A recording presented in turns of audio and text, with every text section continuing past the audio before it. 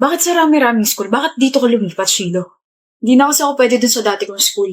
What do you mean hindi ka na pwede ron? Did you commit a crime? Hindi naman. Marami kasi akong absence, kaya yun yung nagparami sa record ko.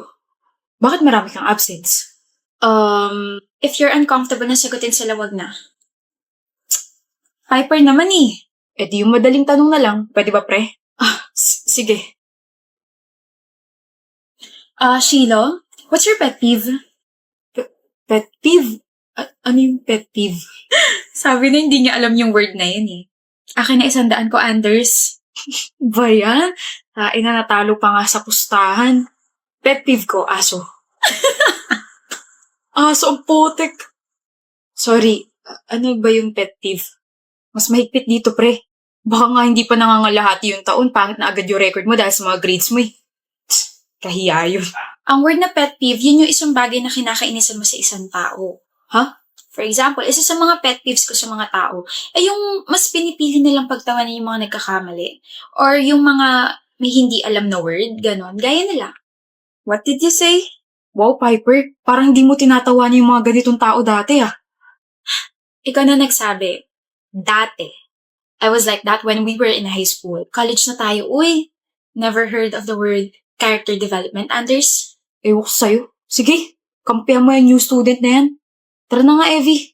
Sorry, nag-away pa kayo ng friends mo dahil sa akin. Huwag kang mag-sorry. Wala kang kasalanan, okay? Anyway, gets mo na ba yung word na pet peeve or do you want me to explain pa? Gets ko na. Salamat, Piper. You're welcome.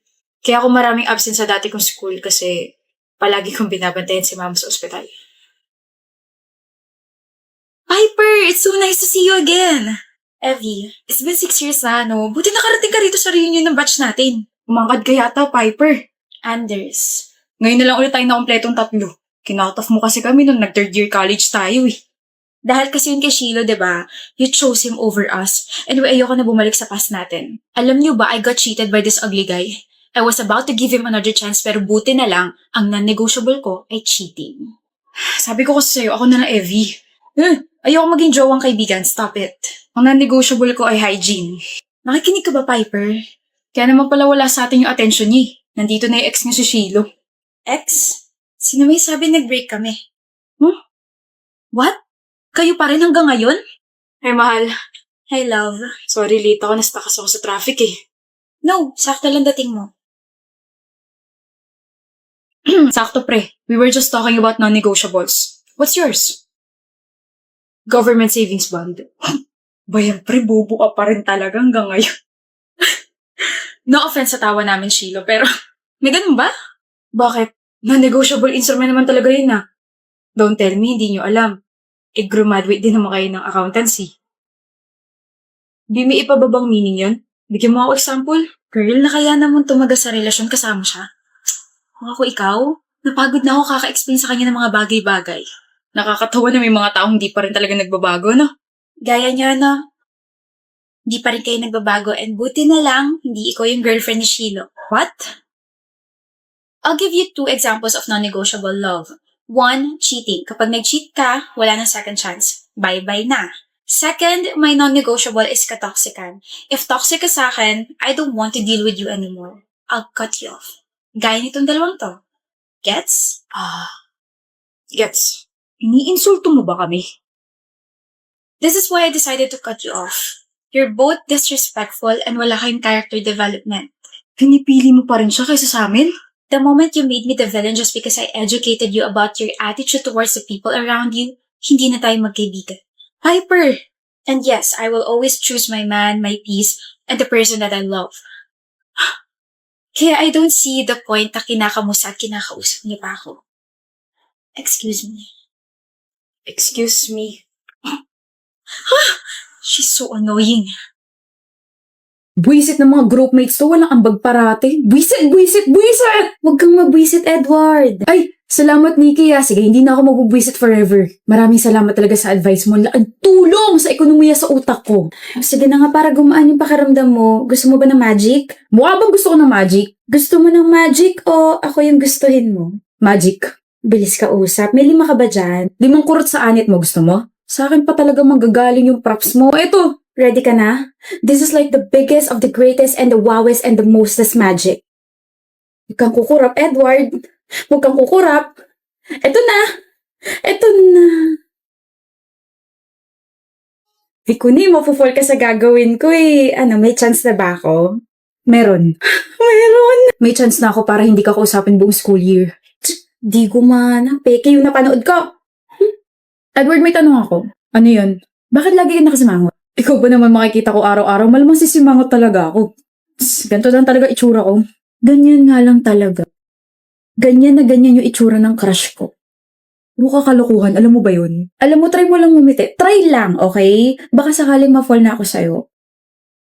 Dami mong alam, dun ka na nga! Gusto mo? Ng ano na naman, ng kiss, ng hug, ikaw. Alam ko na yung mga banat mo. Pagkain, tangik.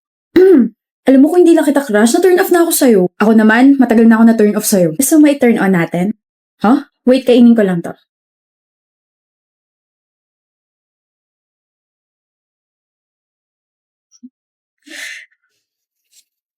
Kahit ayoko ngumiti. Busit ka, Nikki. O, try mo rin. Utot mo, di mo ako mauuto. Na-turn on ka na ba?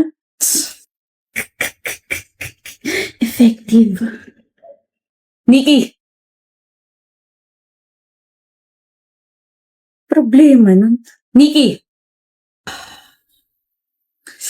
Hindi niya talaga ako kinakausap, ha? Galit ka ba? Sino ka? Lo, bagong pakulo mo ba to? Hindi ako natutuwa. Ah, ganyanan. Nikki! Ano? 1 week mo na ako hindi kinakausap. 1 week and 2 days. 1 week or 1 week and 2 days or whatever. Galit ka ba? Ha? Kahit magkagrupo tayo sa isang group project, hindi mo ko pinapansin. Kahit mga chats ko, hindi mo ko nire-reply. Lahat sila pinapansin mo, tapos ako hindi. Nire-respeto lang kita, Edward. Respeto? Edward, nire-respeto lang kita, pati na rin yung girlfriend mo. Kung alam ko lang, di sana hindi na ako nagpapakit sa'yo para lang akong tanga. Nasayang lang din yung mga banat ko. Sana nag-video na lang ako sa TikTok tapos ginawa yung ganon. Eh di sana trending na ako ngayon. Anyway, thank you for everything, Edward. Pinakalig mo ako gamit ang iyong muka, sandaling tawa at ngiti, tapos yung mapanuri mong mga mata. Lalayo na ako sa'yo. Long live, stay strong, and happy good life insurance. Anong girlfriend? Baliw ka, masamang tinatanggi ang girlfriend. Anong girlfriend? Wala akong girlfriend, Nikki.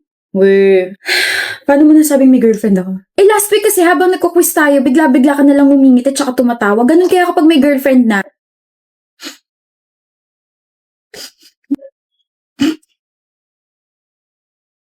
Tignan mo na, ngiti-ngiti ka na naman. Nag-i-enjoy ka bang pinagtitripan ako ha? Seryoso ako rito. Ngingit at saka natatawa ako kasi yung ginawa mong ganun. Na-stuck sa isip ko, ang cute mo kaya. Weh? Buisit na yan. Next time, just ask me. Ayoko ma-misunderstood mo. Tsaka itatak mo sa isip mo na single ako. Okay, pero ikaw ha, sinabi mo talagang single ka. Pinapahiwatig mo ba na magiging taken ka lang kapag sinagot na kita? Di pa nga kita nililigawan. Uy, may balak. Meron talaga. Huh? Ano ka ba? Get to know mo na tayo. Shy ako. I'm Nikki and we've known each other since first year college. I love colors. I love munggo. I love painting. I love myself and I love you. Wait, ano to? Ano? Wala na. Sige, ligawan mo na ako. Tara date after class. It's a yes. Asan yung sing-sing, Edward? Nasa anit mo, nagkakape. Dun ka na nga. Sorry na nga, Brielle. Kaya di ba sabi ko, babawi ako. Sorry na. Ano mo nakalimutan yung second anniversary natin? I was with my friends. Birthday ng tropa ko, okay na? Birthday ng tropa mo, hindi mo nakalimutan. Tapos, ulit. Sorry na nga. Nagsusorry ka nga, pero para ka naman napipilitan. Eh, ano ba gusto mo gawin ko? Lumuhod para mawala yung galit mo. Labo mo rin no? I can't believe you. Sorry na, okay? Sorry na. O ito, box of flowers, pambawi ko. Sorry na, tanggapin mo na. Bakit mo tinapon? Ikaw na nga itong binibigyan ng bulaklak, galit ka pa rin? Papatayin mo ba ako? OA mo Arlo, may allergy ako sa roses, nakalimutan mo na ba? Ha? Hindi ko alam. Ilang beses ko sinasabi sa'yo yun, kaya nga tulips yung palagi mong binibigay sa akin, di ba? I'm sorry, Brielle. Alam mo kung bakit ako ganito? Kasi 2 years na tayo pero parang hindi mo na ako tinuturing na girlfriend eh. Kilala mo pa ba ako? Kinikilala mo pa ba akong parte ng buhay mo? Baka may iba ka na kinikilala dyan. Diyan ka magaling sa mga hinala mo. Kaya pagod na rin sa'yo yung kaibigan mo si Jelay. Bakit nasama rito yung kaibigan ko? Ha? Nag-uusap kayo? Ah, siya ba yung bago mo kinikilala? Kaya pala sabi niya sa akin na nakaraan na kahit anong gawin niya, sana mapatawad ko siya. Oh my gosh. Ano ba, Brel? Naririnig mo ba yung sarili mo? Let's break up. Brel, and sana makarama kayong dalawa. Bel, ano na, te? Hindi mo na sinagot tanong ko. Ano ba yung tanong? Sabi ko, ayos ka lang bang nandito si Jelay tsaka si Arlo? Okay lang. Girl, alam kong 2 years na yung nakakalipas, pero the fact na pagkatapos yung mag-break ni Arlo, naging sila na ni Jelay after 1 week ay sobrang nakaka-irita. Magalit ka. Napatawad ko na sila. Pero, but I will never forget what they did to me. Okay na rin sa akin na hindi tinolerate ng families nila, tsaka yung mga kaibigan nila yung ginawa nila sa akin. Kaya kahit tumagal sila na ilang taon, nakakabit pa rin sa pangalan nila yung salitang traidor at mandoloko. Pero okay ka ngayon. Sobrang okay. Actually, sobrang saya ko ngayon. What did I miss? Nasa healthy relationship na ako. Kanino? Sa captain ng basketball team ng school natin. Kay Ezra? Yung kinakainisan mo? Hi, my love. Hello. Balitaan ko yung ginawa nila Arlo sa'yo. Hayop na yun, kapal nilang paiyakin ka. Ikaw nga, hindi kita pinapaiyak. Tahan na, nagmumukha ka ng siopaw na nilagyan ng blush eh. Kanina ka pa nagsusulat dyan. Anong ginagawa mo? Nililista ko lahat ng mga bagay na gusto mo. Bakit? Gusto ko eh. Init. Ano yung nasa likod mo? Bulaklak? Bulaklak, may allergy ka ron. Di ka pa pwede mamatay. Marami pa akong plano kasama ka. Basket kasi to na puno ng mga paborito mo. Nagpipiknik tayo rito sa school. Hindi ako naniniwala sa mga Mansara anniversary na yan. Saka naniniwala? Sa rosary. Ano? Kasi your love for me is still a mystery. I love you, Ezra. Hindi na siyang mystery.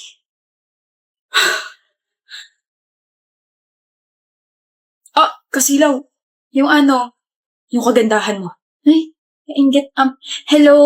Sino may crush sa akin dito? Ligawan niyo na ako. Okay ka lang? Kita ko yung dalawa eh. Inirapan ko sila like this. Ganun. Kulit mo talaga, pero okay lang.